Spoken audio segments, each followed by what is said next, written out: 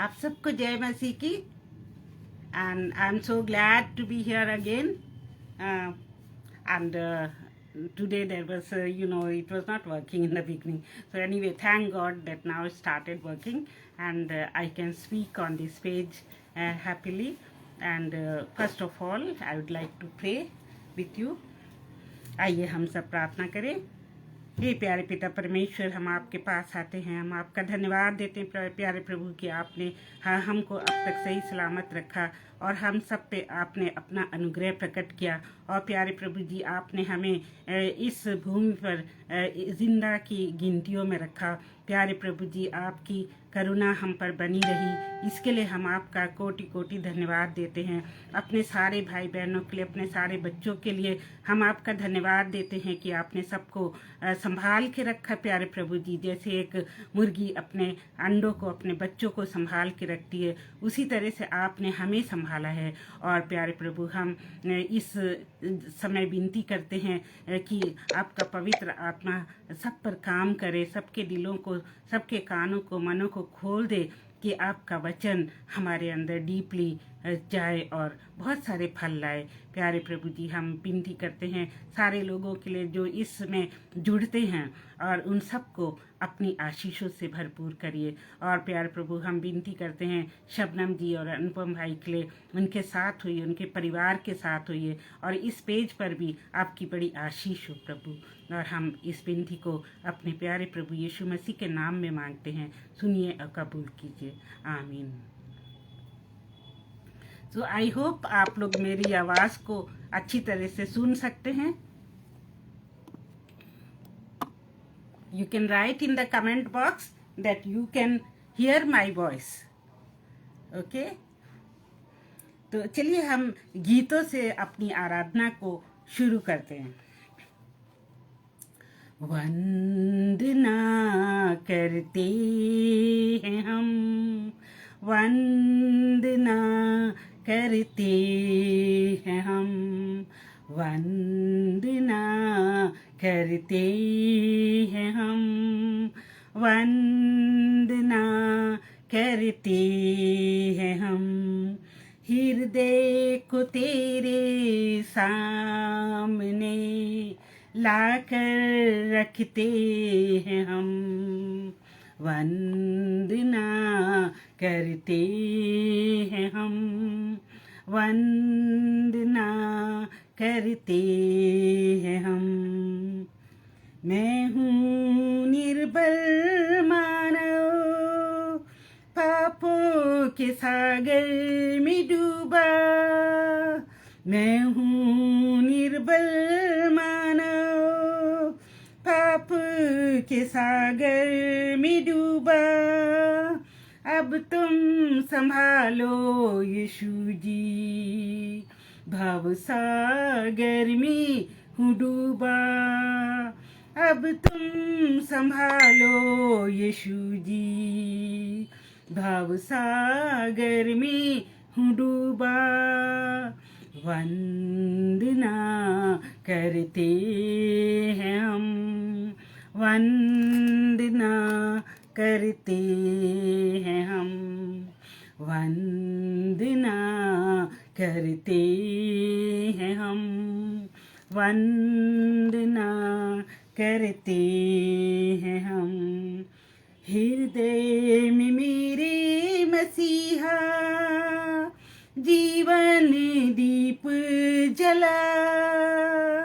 हृदय में मेरे मसीहा जीवन दीप जला। हृदय के पापों को धोकर प्रेम की राह दिखा।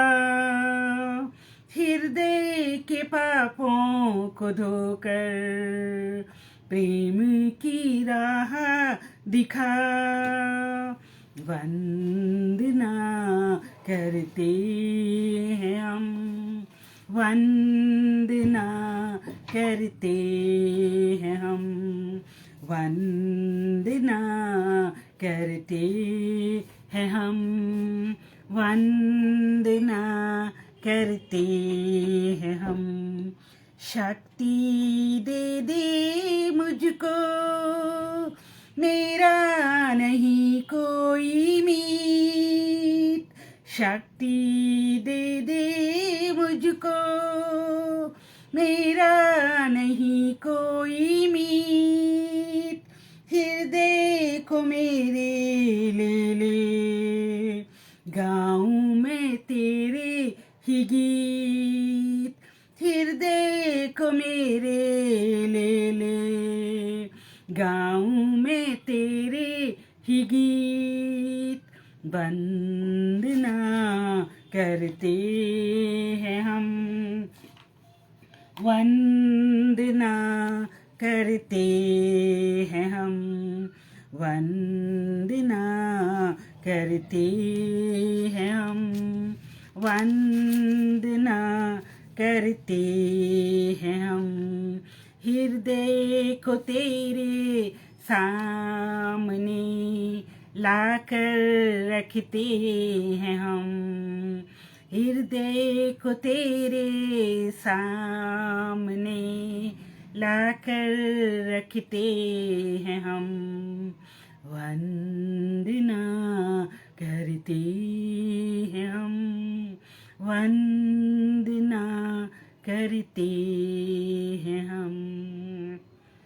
कितना प्रसन्न होगा हमारा प्रभु यीशु मसीह, हमारा खुदावन, हमारा पिता, जब हम उसकी वंदना करते हैं, जब उसकी हम वंदना अपने हृदय से करते हैं, हृदय के तार तार हमारे छेड़ के जब हम उसकी वंदना करते हैं तो वो कितना खुश होता है। और साथ में उसके स्वर्गदूत भी खुशियाँ मनाते हैं कि ये जो बंदा, ये बंदी प्रभु की वंदना, उसकी प्रशंसा कर रही है, उसकी महिमा गा रही है।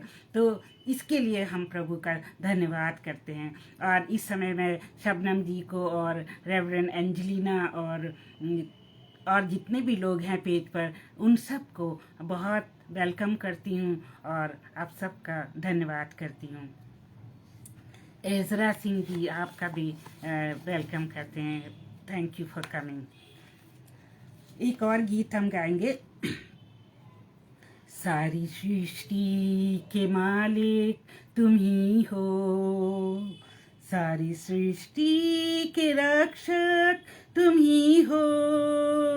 करते हैं तुमको सादर प्रणाम, गाते हैं तेरी ही गुणगान। हा हा हा हा लेलुया, हा हा हा हा लेलुया, हा हा हा हा लेलुया, हा हा हा हा लेलुया, हा हा हा हा लेलुया, हा हा हा हा लेलुया, हा हा हा हा लेलुया, आमीन। सारी सृष्टि को तेरा सहारा, सारे संकट से हमको बचाना। तेरे हाथों में जीवन हमारा है, अपनी राह पर हमको चलाना। हा हा हा हा लेलुया, हा हा हा हा लेलुया। वर्शिप करें सब लोग मिल के, खुदावन की वर्शिप करें। आइए हम सब मिल कर उसकी महिमा करें, ये गीतों के द्वारा उसकी महिमा करें। हम हैं तेरे हाथों की रचना, हम पर रहे तेरी करुणा। तन मन धन सब तेरा है, इन शैतान को छूने न देना। हम हैं तेरे हाथों की रचना, हम पर रहे तेरी करुणा। तन मन धन हमारा तेरा है, इन शैतान को छूने न देना। आहा हा हा लेलुया,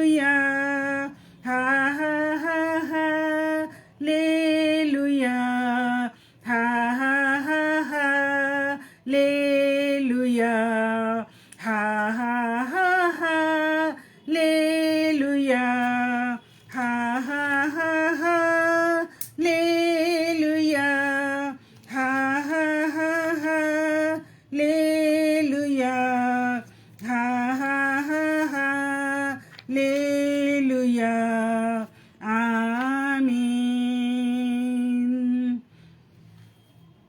अब दूर नहीं है किनारा, धीरज को हमारे बढ़ाना, जीवन की हमारी इस नैया को भवसागर में खोने न देना। अब दूर नहीं है किनारा, धीरज को हमारी बढ़ाना, जीवन की इस नैया को भवसागर में खोने न देना। हा हा हा हा लेलुया, हा हा हा हा लेलुया, हा हा हा हा लेलुया, हा हा हा हा लेलुया, हा हा हा हा लेलुया, हा हा हा हा लेलुया, हा हा हा हा लेलुया आमीन। तो आज मेरा मन करता है कि मैं प्रभु की महिमा के लिए और प्रभु की वर्शिप के लिए बस उसकी हमद व सिताइश करती ही जाऊं और उसके गीत उसकी महिमा में गाती ही जाऊं। तो इसलिए मुझे परमिशन दीजिए कि मैं एक और गीत गा सकूं।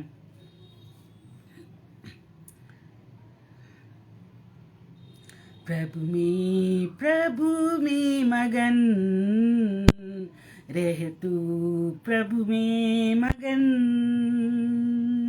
प्रभु में मगन रह तू, प्रभु में मगन।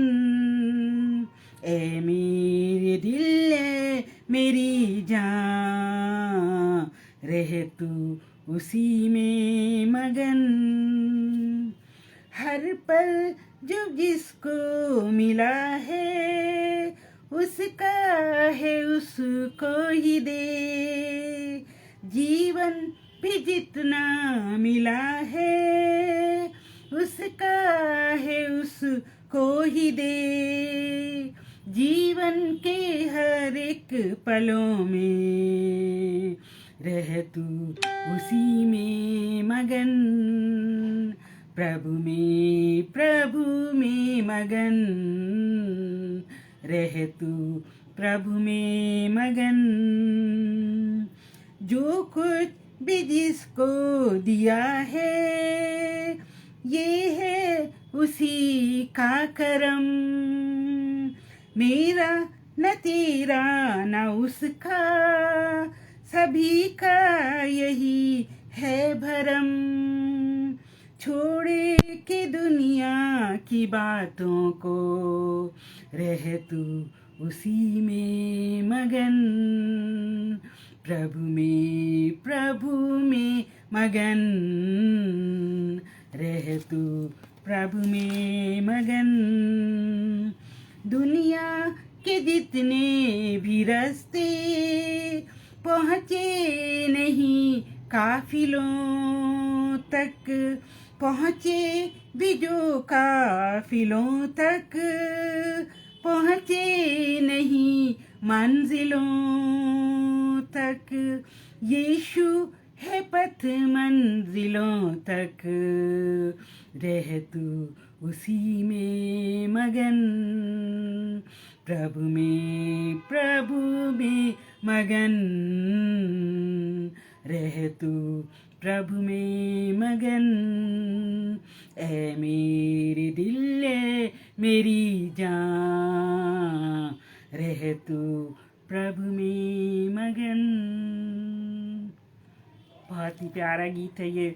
और जब मैं गा रही थी तो मुझे ऐसे लग रहा था कि स्वर्ग में जैसे कोई म्यूज़िक बजा रहा हो और बहुत सुंदर संगीत और उसके तार झनझना रहे हों। ये सब कुछ प्रभु की दया है। और प्रभु हमसे इतना प्यार करता है कि वो हमारे बोलने से, हमारे गीत गाने से, हमारे बाइबल पढ़ने से, प्रार्थना करने से वो बहुत ही प्रसन्न होता है। तभी तो दाऊद ने अपने वचन में कई जगह लिखा है कि वो हमारे, हम देखते हैं कि जब हम प्रचार करते हैं ना तो कुछ ना कुछ डिस्टरबेंस जरूर होता है। Anyway, no problem, we will continue.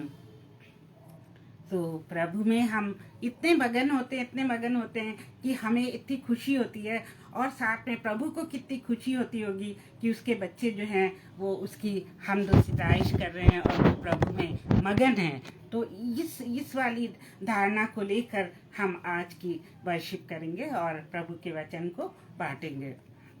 जैसे कि मैंने शीर्षक में लिखा है कि मेरी गवाही, तो ये अगस्त जुलाई से लेकर अभी तक मेरे जीवन में बहुत सारी घटनाएं हुई हैं, और एक से एक घटनाएं कि मैं आपको बता नहीं सकती हूँ। मैं बहुत सारे उतार और चढ़ाव से गुजरी हूँ, और मुझे शैतान ने, कह सकते हैं, या शैतान ने परमेश्वर से परमिशन लेके मेरी परीक्षा ली है। बहुत ज़्यादा परेशानियों से मैं गुजरी हूँ, और स्पेशली मेरी हेल्थ पर उसने अटैक किया, जबकि मुझे परमेश्वर ने किसी चीज़ की कमी नहीं होने दी, ना तो पैसों की कमी होने दी, ना घर में किसी और चीज़ की कमी होने दी, और बच्चे भी सब सही सलामत रहे, और परमेश्वर का मैं बहुत बहुत धन्यवाद देती हूँ। लेकिन मैं अपने स्वास्थ्य को लेके बहुत ज़्यादा परेशान रही।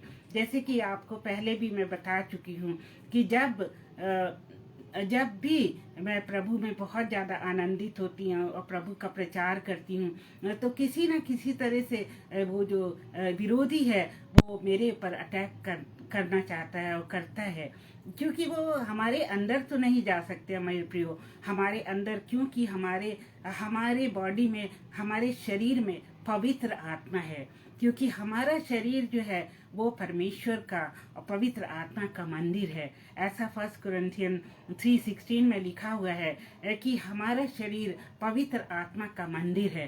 तो ये तो मेरा पक्का विश्वास है कि वो जो विरोधी है वो हमारे शरीर में प्रवेश नहीं कर सकता है, लेकिन बाइबल ये बताती है कि वो बाहर से हमारे ऊपर क्या करता है, बोझ डालता है, बाहर से हमारे ऊपर तनाव डालता है, ताकि हम उसके चुंगल में आ जाएं और परमेश्वर की आराधना करना छोड़ दें, जैसा कि उसने जोब की, अय्यूब की लाइफ में किया था। मैं एक दिन शबनम जी से यही बता रही थी कि अय्यूब कितना अच्छा राइटियस मैन था। खैर हम तो उसके क्लोज नहीं हैं, हमारे अंदर बहुत सी कमियां हैं, लेकिन अय्यूब कितना राइटियस मैन था, फिर भी उसके ऊपर कितनी सारी विपत्तियां आई, और उसको वो विपत्तियां किसने दी? सारी उस विरोधी शैतान ने दी, जिसने कि परमेश्वर से आज्ञा लेकर, परमेश्वर को बताकर अय्यूब के जीवन में इतनी त्राही त्राही मचा दी थी। लेकिन अय्यूब ने कभी भी उसको कुछ उल्टा सीधा नहीं कहा, उसने परमेश्वर को कभी भी बुरा नहीं कहा, क्योंकि उसको जो भी मिला, जो भी परेशानी मिली, उसने प्रभु को धन्यवाद दिया, और उसने कहा जब परमेश्वर ने अच्छी चीज़ें दी थी तब मैंने उसको सराहा था, तो अब वो जब बुरी चीज़ें हमारे साथ हो रही हैं तो हम क्यों परमेश्वर को छोड़ दें, हम क्यों ना उसको अभी भी सराहें।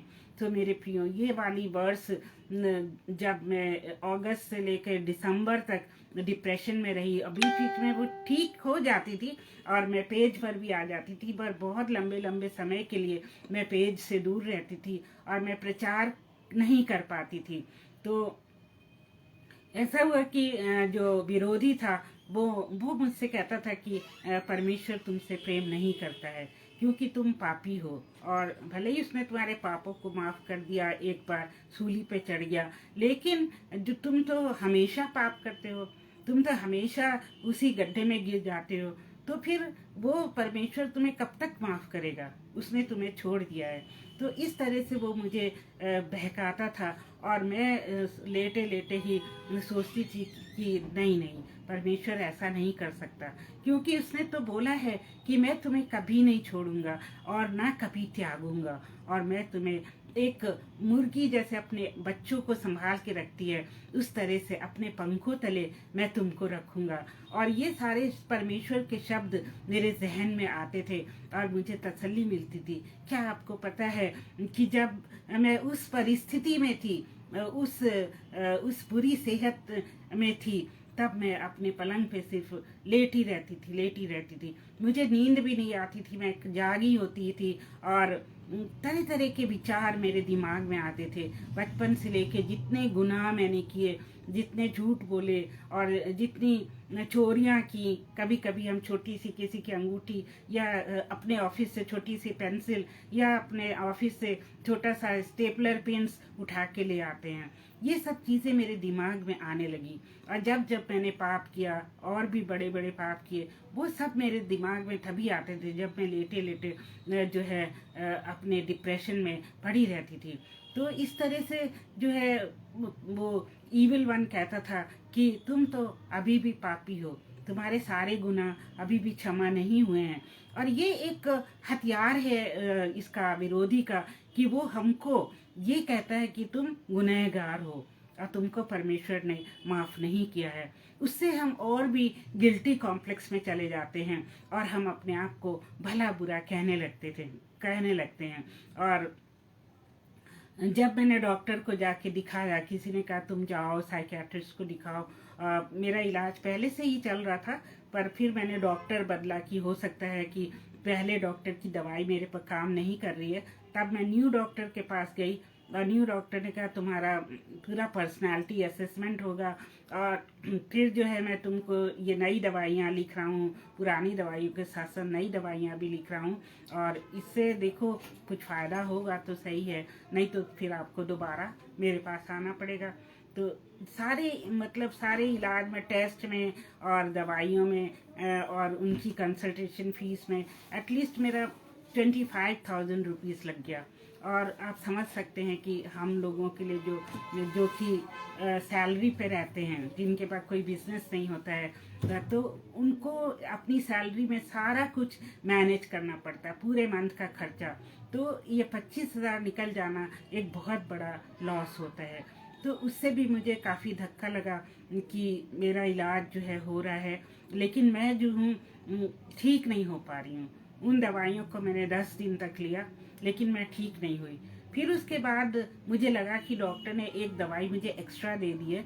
फिर मेरी गलती थी कि मैंने अपने आप से वो दवाई खानी बंद कर दी, और उसके बाद थोड़े दिनों के बाद तो मैं ठीक हो गई। फिर मैंने अपनी ड्यूटी शुरू करी। ड्यूटी करने के बाद फिर से मैं नॉर्मल रूप में आ गई और सब कुछ नॉर्मली करने लगी। लेकिन जब मैं ड्यूटी करके पंजाब से वापस आई, मेरा जॉब पंजाब में है, राजपुरा में, और घर मेरा यहाँ पर है दिल्ली में। तो पंजाब में राजपुरा में कॉलेज ऑफ नर्सिंग में मैं प्रिंसिपल हूँ। आप सबको, काफ़ी लोगों को इस बात के बारे में पता है। और जब मुझे दोबारा अटैक हुआ, जब मैं पंजाब से वापस आई, तो फिर मुझसे सहा नहीं गया। मैंने सोचा ये बार बार ये अटैक क्यों हो रहा है, परमेश्वर आप अपनी संतान को ऐसे अटैक बार बार क्यों दे रहे हो। आप इस अटैक को प्लीज़ ख़त्म कर दो, इस डिप्रेशन को प्लीज़ हटा दो। मैं ऐसे करके दुआ करती थी और मैं हर समय कहती थी कि यीशु मसीह के नाम में ये बीमारी दूर हो जाए, प्रभु यीशु मसीह के नाम में ये सारे जो विपदाएं हैं वो दूर हो जाएं, प्रभु यीशु मसीह के नाम में शैतान दूर हो जाए। ऐसे मैं बोलती रहती थी, और कभी कभी तो मैं सपनों में बड़बड़ाती थी कि प्रभु यीशु मसीह के नाम में शैतान मुझसे दूर हो जाए। और ये सब बातें मेरे साथ घटी हैं, मेरे साथ ये सारी बातें हुई हैं, इसलिए मैं आपको बता रही हूँ। और मेरी हालत ऐसी हो गई थी कि मैं बाथरूम तक नहीं जा पाती थी। जब भी कुछ ऐसी ज़रूरत महसूस होती थी, तो मैं रोक कर उसको अपने बिस्तर पे पड़ी रहती थी। मैं सोच नहीं पाती थी कि मैं कैसे उठूं और कैसे बाथरूम में जाऊं। इवन अपने बच्चों से मैं बात नहीं करती थी। मेरी बेटी, मेरी ग्रैंड डॉटर्स, वो सब थी, मेरी डॉगी है, उससे भी मैं किसी से बात नहीं करती थी, बस अपने अपने ही धुन में अपने सोती रहती थी, लेटी रहती थी। नींद नहीं आती थी पर मैं सोने का बहाना करती थी कि मैं सो रही हूँ तो मुझसे कोई बात ना करे। और दरवाजे पे अगर कोई आता था तो मैं बुरी तरह से डर जाती थी कि कौन आया है। और मैं सोचती थी कि अगर वो इंसान अंदर आ गया तो वो इंसान मुझे ऐसी हालत में देखे तो क्या होगा, मैं कैसा महसूस करूँगी। इस तरह से मेरी डॉटर सबको बोल देती थी कि मम्मी की तबीयत ख़राब है और वो किसी से मिलना नहीं चाहती हैं। और उन्हीं दिनों में मुझे ऐसा महसूस होता था कि अगर मेरी डॉटर बीमार पड़ गई, यदि मेरी ग्रैंड डॉटर्स को कुछ हो गया तो कौन उनको डॉक्टर के पास लेकर जाएगा। अगर मेरी डॉगी को या हमारे यहाँ एक पर्शियन कैट है उसको कुछ हो गया तो उनको कौन डॉक्टर के पास ले जाएगा। तो एनिमल्स को तो मेरी बेटी ले जा सकती थी जो कि 24 ईयर्स ओल्ड है, लेकिन अगर बच्चों को कुछ हो गया तो फिर क्या होगा। तो ये सारे नेगेटिव थॉट्स मेरे माइंड में आते चले जाते थे। और एक तो मेरे अंदर क्या था, गिल्टी कॉम्प्लेक्स था कि परमेश्वर ने मुझे माफ़ नहीं किया है। दूसरा मेरे अंदर क्या था, नेगेटिव थॉट्स थे कि ये सारी दुनिया में ये सारी चीज़ें बेकार हैं और मेरा इनसे कोई सरोकार नहीं है और मुझे कभी भी कुछ भी हो सकता है। और उन्हीं दिनों में मेरे अंदर ये भी नेगेटिव फीलिंग आती थी कि मेरे बच्चे मुझे प्यार नहीं करते हैं। मैं सोचती थी कि अगर बच्चों को प्यार होता तो मेरे पास आके बैठते और मेरा हाल चाल पूछते और हो सकता है मेरा हाथ सहलाते, मेरा हाथ पकड़ के बैठते। लेकिन उन दिनों में ऐसा कुछ भी नहीं हुआ और मैं मोर एंड मोर डिप्रेशन में चलती चली गई।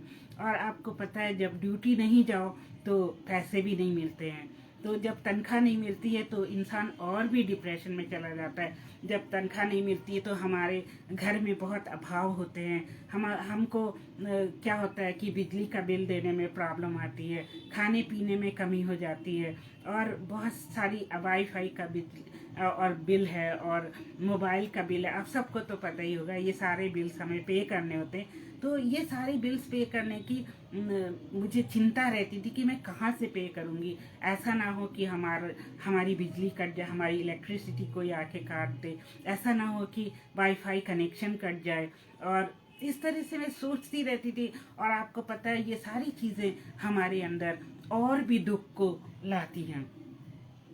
और जब ये सब होता रहा तो मैंने सोचा अब मैं क्या करूं, कैसे अपने जीवन को चलाऊं।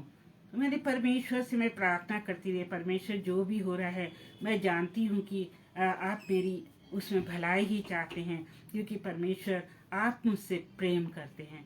आप मुझसे पहले आप मुझे प्रेम करते हैं, इसीलिए आपने मुझे चुना है अपने वचन को सुनाने के लिए और अपने वचन को मेरे मुख से दूसरों को सुनाने के लिए आपने मुझे चुना है। मैं यही कहती रहती थी और हमेशा प्रभु का धन्यवाद देती थी। बट इस बार जब मुझे ऐसे मैं बीमार पड़ी तो मैंने एक बात सीखी है कि मैं हर हालत में प्रभु का धन्यवाद देती थी। प्रभु का धन्यवाद देती थी इसलिए कि देखो दाऊद के जीवन में कितने दुख आए, फिर भी उसने प्रभु को धन्यवाद दिया। सामुएल के मन में भी कितने विचार आए, उसने प्रभु को धन्यवाद दिया। फिर हम देखते कि यीशु मसीह खुदा का अपना बेटा, उसने कभी उफ नहीं कहा, उसने कितनी यातनाएं सही, लेकिन वो फिर भी प्रभु का धन्यवाद देता रहा। तो इस तरह से हर परिस्थिति में हमको प्रभु को धन्यवाद देना है, क्योंकि सारी बातें मिलकर प्रभु की ओर से हमारे अच्छे के लिए होती हैं। जब हम परमेश्वर से प्रेम करते हैं तो इस तरह से मेरा टाइम गुजरता गया और मैं ड्यूटी भी नहीं गई। 1 महीने और 1 हफ्ते में घर पे ही रही। और ये था अगस्त का महीना, अगस्त 23। और जब सितंबर में मैं ड्यूटी गई तो मैंने सोचा क्या करूं, मेरी तनख्वाह तो मिलेगी नहीं, क्योंकि पूरे अगस्त मैंने ड्यूटी तो करी नहीं है, तो सितंबर में मुझे कहाँ से सैलरी मिलेगी। लेकिन मैंने पता नहीं क्या डरते डरते अपने चेयरमैन से पूछा कि सर मैं बीमार थी और मैं आपसे बहुत क्षमा चाहती हूँ कि मैं ड्यूटी पे नहीं आ पाई, लेकिन मैं अपने घर में अकेले ही कमाने वाली हूँ, मेरे जो है हस्बैंड भी नहीं है और मेरी डॉटर बहुत ही कम पैसे अर्न करती है, तो मेरा खर्च नहीं चलेगा। तो आप ऐसे कर सकते हैं सर कि मेरी तनख्वाह दे दीजिए, और मैं ये 4 दिन जो है अपने 1 महीने के वो इकट्ठे ही पूरे कर दूंगी। पहले तो वो नाराज़ हुए, ऐसा कि ऐसा नहीं हो सकता, हम एडवांस में आपको कैसे पैसे दे दें। फिर उन्होंने मना कर दिया, कैशियर को भी मना कर दिया कि नहीं पैसे मत देना। फिर जब मैं घर आने लगी तो सर ने मुझे दूर से देखा, और मैं खड़ी हुई थी, बड़ी बड़ी निराशा की स्थिति में खड़ी हुई थी, और सर आए मेरे पास। तो मेरे पास आके कहते, चेयरमैन है वो, उनका नाम है डॉक्टर अंशु कटारिया। तो वो मेरे पास आए तो कहने लगे, ठीक है इस बार मैं आपकी सैलरी दे देता हूँ और आगे से ऐसे कभी नहीं करना। अब उनको क्या पता कि मैं किस परिस्थिति में थी और कैसी बुरी हालत में थी, पर फिर भी परमेश्वर का धन्यवाद हो कि उन्होंने मेरी सैलरी दिलवा दी। और इस तरह से मैं बड़ी खुशी खुशी अपने घर वापस आई, और घर वापस आके मैंने अपना काम धाम शुरू कर दिया। फिर आगरा मसीह मंडली पेज पे भी आने लगी, और शबनम जी और अनुपम भाई भी मुझे फ़ोन करते थे कि क्या हो गया सिस्टर जी, क्या हो गया। और उनको पता था कि ये परेशानी मुझे होती थी, और उन दिनों में मैं किसी का भी फ़ोन नहीं उठाती थी, अपने फ़ोन को साइलेंट पे करके एक तरफ रख देती थी और बस अपने ही धुन में सोती रहती थी, सोचती रहती थी। तो इस तरह वो भी परेशान हो गए, और पेज पे भी आना मैंने छोड़ दिया था, तो उनको भी बहुत कमी महसूस होती थी। और जो प्रचार सुनने वाले लोग हैं, हमारे मित्र लोग, हमारे भाई बहन, उनको भी बहुत अभाव महसूस होता था, मेरी कमी महसूस होती थी, जिससे कि मुझे खुशी भी होती है कि कितने लोग मुझे प्यार करने लगे हैं इस आगरा मसीह मंडली के पेज के द्वारा। सो मेनी पीपल जो हैं वो मुझे प्यार करते हैं, कितने लोग जानते हैं, और कितने लोग मेरे लिए प्रार्थना कर रहे हैं। शबनम जी ने और अनुपम जी ने बहुत प्रार्थना करी, और अपनी सारे लोगों को भी बोला कि रेणुका सिस्टर के लिए प्रार्थना करो। और ग्रेस बर्डन सिस्टर और रीटा शर्मा सिस्टर, रोहिणी सिस्टर, ये सब मेरे लिए प्रार्थना कर रहे थे। और यहाँ हमारे चर्च में, हमारे होम ग्रुप में भी मेरे लिए सारे लोग प्रार्थना कर रहे थे। तो बाइबल में ऐसी ऐसी जगहें हैं कि जब अकाल पड़ा या जब लोग बीमार पड़े तो प्रार्थना से वो सारी समस्याएं हल हो गई, क्योंकि परमेश्वर जो है वो चाहता है कि हम उसके सामने जाकर प्रार्थना करें। हम ये जाने कि परमेश्वर के लिए कोई भी चीज़ असंभव नहीं है। और इसके बाद मेरे मन में ये आया कि परमेश्वर, ये जो बीमारी है मुझे कितने सालों से हो रही है, और ये ठीक क्यों नहीं हो जाती है, क्यों नहीं ठीक हो जाती है बीमारी। आप तो सब कुछ कर सकते हैं, आपने तो कहा है कि आपके लिए कुछ भी असंभव नहीं है। और आप प्रभु यीशु मसीह, आपने तो मेरे लिए कोड़े खाए, मेरी हर बीमारी के लिए कोड़े खाए, फिर मैं चंगी क्यों नहीं होती हूँ प्रभु। ऐसे ऐसे करके मैं प्रभु से क्वेश्चन करती थी, लेटे लेटे परमेश्वर से बातें करती थी। और तब मेरे मन में ये वर्ष आई कि मेरा अनुग्रह तेरे लिए काफ़ी है। माई थी कि जब परमेश्वर का अनुग्रह मेरे ऊपर है तो मुझे डरने की क्या आवश्यकता है। परमेश्वर का अनुग्रह एक छत्र साया मेरे ऊपर है, और उसका हाथ मेरे ऊपर है, तो मुझे डरने की कोई भी आवश्यकता नहीं है। चाहे ईविल वन मुझे कितना भी डराए, कितना भी वो मुझे निराशा में डाले, और मैं नहीं घबराऊंगी, क्योंकि मेरा परमेश्वर मेरे साथ है। और उन्हीं दिनों में पौलुस का वर्णन भी मेरे दिल में आया। ये सारी बातें देखिए मेरे बीमारी के समय में ही मेरे दिमाग में आ रही थी। पौलुस के अंदर भी कोई कांटा था, और उसने 3 बार उस कांटे को दूर करने के लिए परमेश्वर से प्रार्थना करी। उसने कहा, हे परमेश्वर, मेरे इस कांटे को दूर कर दे।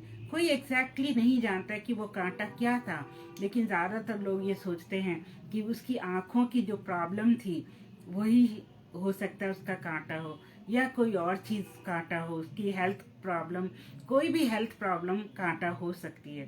तो उसने क्या कहा कि परमेश्वर ने उससे कहा कि हे पौलुस, मेरा अनुग्रह तेरे लिए काफ़ी है। और उसने ये भी कहा कि तेरी कमजोरी में जो मेरा अनुग्रह क्या है, मजबूत है और सशक्त है।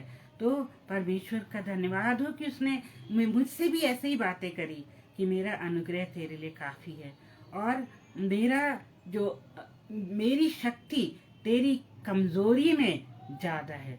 तो जब हम कमज़ोर होते हैं तो परमेश्वर जो है वो बहुत शक्तिशाली होता है हमारे अंदर।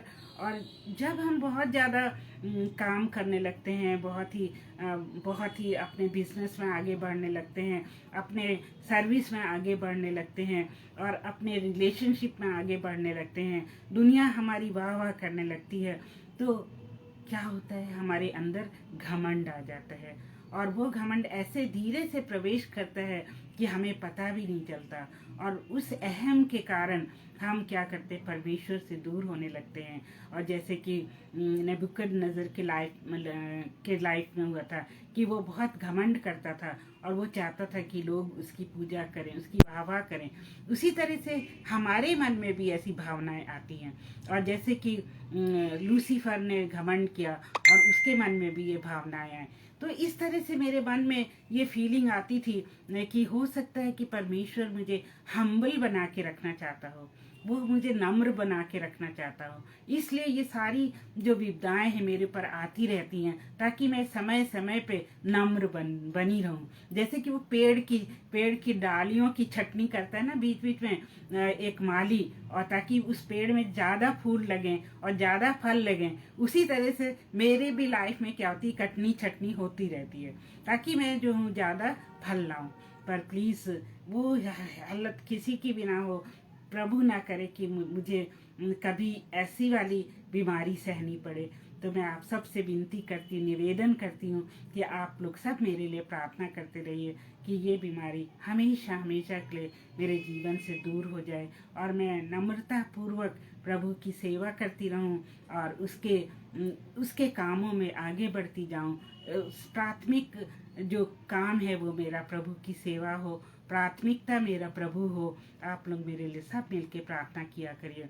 और कहने को तो बहुत सारी चीज़ें हैं, लेकिन अभी समय बहुत कम है, इसलिए सारी बातें तो नहीं बता सकती हूँ। लेकिन अब मैं जब ठीक हुई हूँ, करीब करीब यू कैन से 8 जनवरी को मैं थोड़ा थोड़ा ठीक होने लगी। 8 जनवरी को जब थोड़ा ठीक होने लगी, तब मैंने सोचा मुझे ड्यूटी पे जाना चाहिए, नहीं तो मेरी तनख्वाह नहीं मिलेगी। ऑलरेडी वो चेयरमैन साहब ने कहा था अब ऐसे रेणुका आगे ऐसे नहीं होना चाहिए। तो फिर मैं ड्यूटी पे गई, और किसी तरह से मैंने दिसंबर में 2 दिन कर लिए थे, क्योंकि मेरी ड्यूटी होती है 4 दिन, 1 महीने में 4 दिन की ड्यूटी होती है। तो दिसंबर में मैंने 2 दिन कर लिए थे, जबकि तब भी मैं बीमार थी। तो उसके बाद जनवरी में मुझे 6 दिन ड्यूटी करनी थी, मतलब दिसंबर की 2 ड्यूटी जो बैलेंस थी, और जनवरी की 4 ड्यूटी, तो वो 6 ड्यूटी मुझे इकट्ठे करनी थी। तो जब मैं ड्यूटी पे गई तो मैंने कहा प्रभु मेरा साथ दीजिएगा, प्रभु मुझे मजबूत रखिएगा कि मैं डेली अपने बिस्तर से उठ के ड्यूटी जाऊं। और आप सब ने सुना होगा कि पंजाब में बहुत ज़्यादा बहुत कड़क ठंड पड़ रही है, और अभी भी वहाँ पे ठंड है। कई हफ्तों से वहाँ सूरज नहीं निकल रहा था, और उसी ठंड में आपको तो पता है रज़ाई से निकलने का मन नहीं करता है। लेकिन मैंने अपने दिल को बहुत मजबूत किया, अपनी विल पावर को बढ़ाया।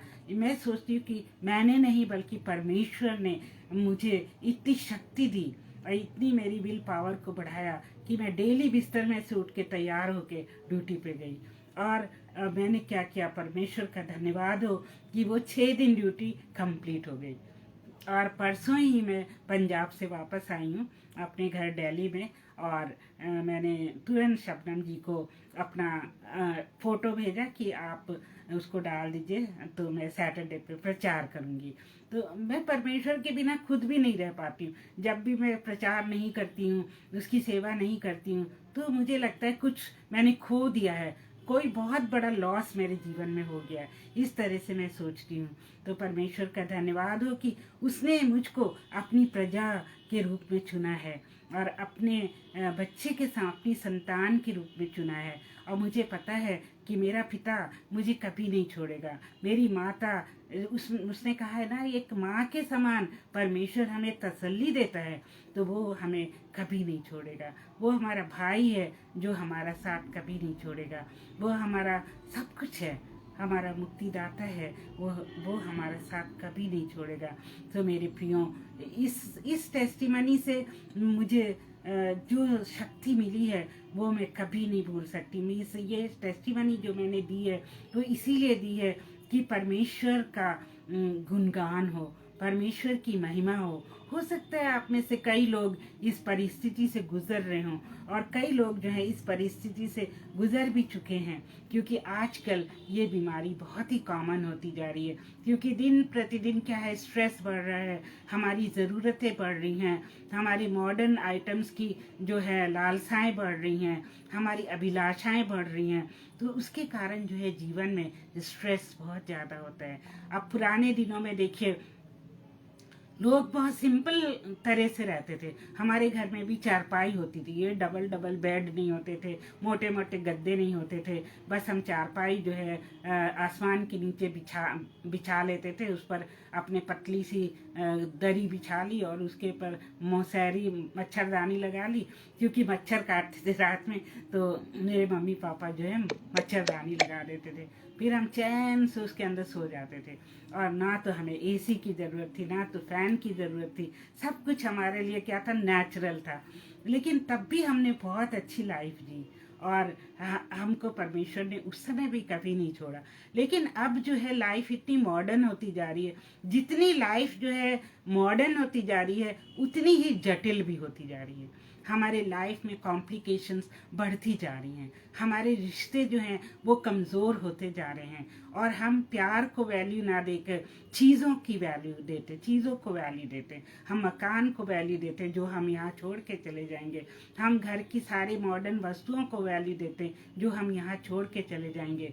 और हम कभी कभी इन चीज़ों के कारण अपने लव्ड वंस को छोड़ देते हैं। पति पत्नी जो है उनका संबंध विच्छेद हो जाता है, बच्चे अपने माँ बाप को छोड़ के चले जाते हैं, क्योंकि वो सोचते हैं अरे माँ बाप का बोझ कौन उठाए, हमारे पास तो अपना ही बोझ उठाने के लिए पैसे नहीं हैं। तो इस तरह से हम देखते हैं कि बहुत सारी परेशानियाँ इस मॉडर्न युग में हमारे साथ जुड़ी हुई हैं। लेकिन याद रखिए कि हमें परमेश्वर के बताए हुए मार्ग पर चलना है। जो उसने मार्ग हमें दिखाया है उसी मार्ग पर अगर हम चलते रहेंगे तो हमारा जीवन शांतिपूर्वक बीत जाएगा।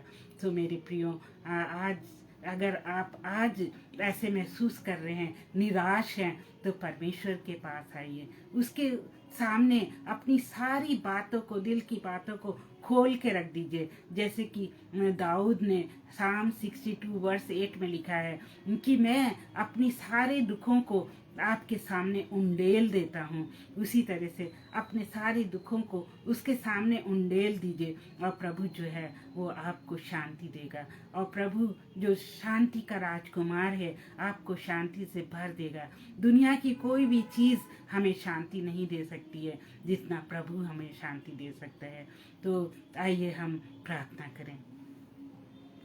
हे प्यारे पिता परमेश्वर, हम आपका धन्यवाद देते हैं कि आपने हमसे बातचीत करी, और पवित्र आत्मा हम आपका धन्यवाद देते हैं कि आपने हमारी अगुवाई करी और हमारे सारे सुनने वालों की अगुवाई करी।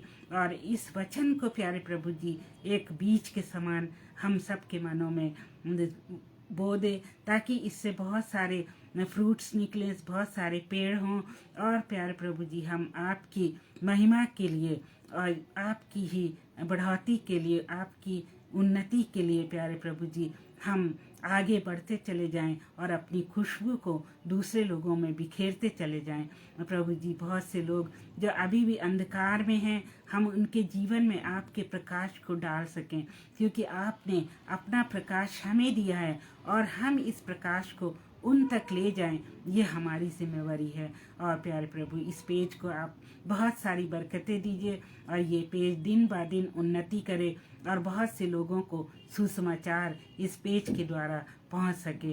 प्रभु जी हम विनती करते हैं ब्रदर अनुपम के लिए और शबनम जी के लिए कि उनको एक एक स्पेशल शक्ति दे, उनको एक ताकत दे, ताकि वो इस काम को जारी रखें। क्योंकि कई बार हम देखते हैं कि वो बहुत ज़्यादा बिजी होते हैं, बहुत जगह उनको काम होते हैं, बहुत जगह उनको प्रचार भी करना होता है और लोगों के घर भी जाना होता है और सारे फंक्शन भी अटेंड करने होते हैं। फिर भी वो जो है कभी भी प्रचार नहीं छोड़ते, हर दिन वो पेज पे आते हैं। तो प्यारे प्रभु, उनको बहुतायत से आशीष दीजिए, उनके बच्चों को आशीष दीजिए प्यारे प्रभु, और उनके आसपास रहने वाले लोग, उनको भी आशीष दीजिए। अब इस छोटी सी विनती को हम अपने प्यारे प्रभु यीशु मसीह के नाम में मांगते हैं और इसको सुनने के लिए आपका धन्यवाद देते हैं। आमीन। तो आप सबको बहुत बहुत धन्यवाद मेरे साथ बने रहने के लिए। और हम हो सका तो अगले शनिवार को ही आएंगे, क्योंकि अभी मैं थोड़ा सा हफ्ते में 2 बार नहीं आना चाहती हूँ। मैं चाहती हूँ कि मैं धीरे धीरे ठीक होकर फिर शनिवार में मतलब शनिवार को ही आऊँ और शबनम जी से मैं बात करूँगी। लेकिन अगर मैं सशक्त रही और तंदुरुस्त रही तो ऐसी बात नहीं, मैं 2 बार भी आ सकती हूँ।